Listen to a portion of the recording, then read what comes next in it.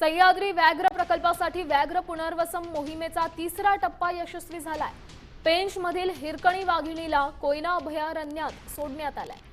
चांदानंतर दाखल झालेल्या या तिसऱ्या वाघिणीमुळे आता सह्याद्रीतील वाघांची एकूण संख्या ही 6 वर पोहोचली आहे। या नव्या पाहुणीच्या आगमनानं परिसरात नैसर्गिक प्रजननास चालना मिळून सह्याद्रीचा कडा वाघांच्या डरकाळीनं पुन्हा एकदा नक्कीच दुमदुमणार।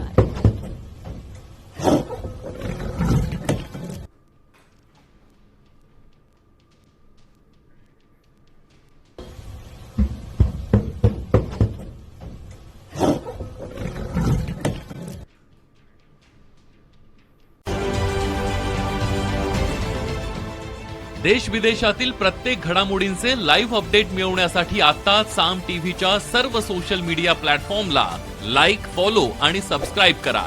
तसंच सर्व नोटिफिकेशनसाठी बेल आयकॉन प्रेस करायला विसरू नका।